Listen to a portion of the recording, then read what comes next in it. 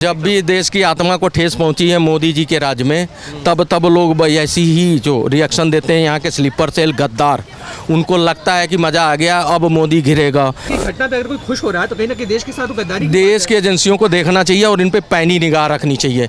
ये लोग sleeper cell हैं, ये लोग जब मौका मिलेगा देश की पीठ में चूरा घोंपने का काम करेंगे और इसीलिए पल बढ़ रहे हैं और यहाँ रह रहे हैं। 4 दिन 5 दिन में रिपोर्ट आ जाएगी, फिर तुम्हारे मुंह लोटे की तरह लटक जाएंगे, तुम फिर फजीहत कराओगे अपनी।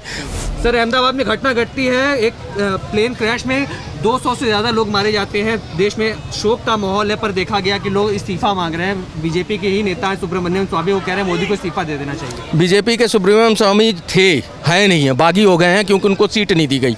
वो फाइनेंस मिनिस्टर बनने का उनका सपना था कि भैया मैं एमपी हूँ बीजेपी का और मैं जेटली की जगह मेरे को बनाना था। जेटली चुनाव हार गए थे और उनको सीट मिलनी थी और मोदी जी ने काबिल आदमी को दे दी सीट, इसलिए वो आहत हैं और तब से लगातार टीका टिप्पणी कर रहे हैं। तो वो अपनी लालसा में कर रहे हैं, वो अपने फ़ायदे के लिए कर रहे हैं। अगर मान लो तुम्हें इस्तीफा मांगना था तो तुम इंदिरा गांधी की जब बेटे संजीव गांधी यहाँ पे प्लेन क्रैश हुआ था तब उनसे मांगते इस्तीफा।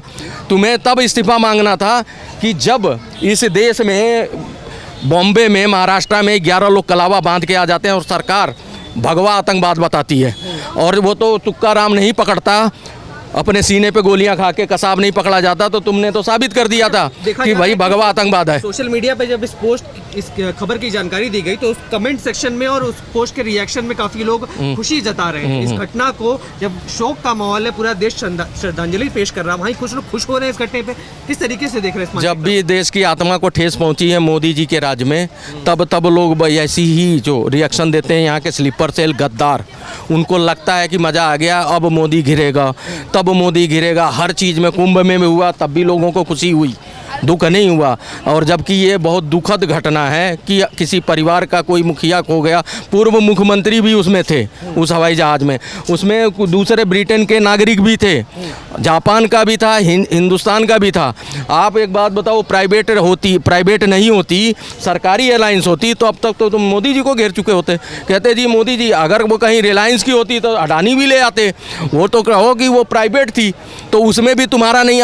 अभी तुम्हारे पास घटना हुई है, ब्लैक बॉक्स मिलता है, उसमें सारे सबूत होते हैं, उसको बिना देखे बिना जांचे तुमने शुरू हो गए अपनी मर्जी से। खुशी जता रहे इस घटना पे, उनके साथ क्या, उनको चिन्हित करके क्या कार्रवाई करनी चाहिए? क्योंकि इस तरीके की घटना पे अगर कोई खुश हो रहा है तो कहीं ना कहीं देश के साथ गद्दारी। देश की एजेंसियों को देखना चाहिए और इन पे पैनी निगाह रखनी चाहिए। ये लोग स्लीपर सेल हैं, ये लोग जब मौका मिलेगा देश की पीठ में चूरा घोंपने का काम करेंगे और इसीलिए पल बढ़ रहे हैं और यहाँ रह रहे हैं। जब यहाँ पे स्लीपर सेल पकड़े जा रहे थे ना, पाकिस्तानी महिलाएं 5 लाख जिनके बच्चे यहाँ पढ़ रहे थे और अब्बू वहाँ बैठे हुए थे, तो वो रो रही थी बॉर्डर पे कि मेरा बच्चा वहाँ मदरसे में नहीं पढ़ेगा।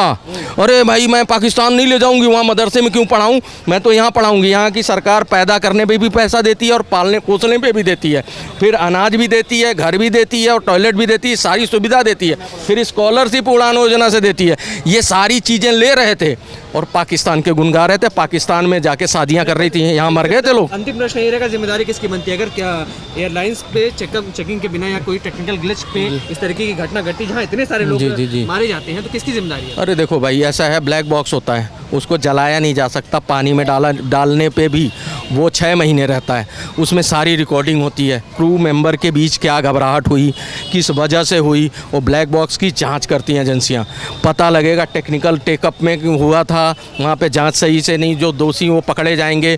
ठीक है, जो उसका मतलब दोषी होगा उसका टाइम तो दो। अभी तो हुआ है हादसा, 4 दिन 5 दिन में रिपोर्ट आ जाएगी, फिर तुम्हारे मुंह लोटे की तरह लटक जाएंगे, तुम फिर फजीहत कराओगे अपनी। थू तो कराते ही रहते हो, हर बयान पे अगुआ बन जाते हो और तुम्हें पता होता नहीं है, बाद में वो तुम्हारा आधे मुँह गिरता है। इसलिए जनता तुम्हें जो है मुख्य विपक्ष में भी नहीं बिठा रही है। और जो स्लीपर सेल हैं उनको तो भाई एजेंसियां चिन्हित करें। ये गद्दार देश में बैठ के इस तरह की चीज़ें अगर कर रहे हैं तो ये देश के लिए आगे नासूर बनेंगे और एजेंसियों को इस पर लग जाना चाहिए। बहुत शुक्रिया।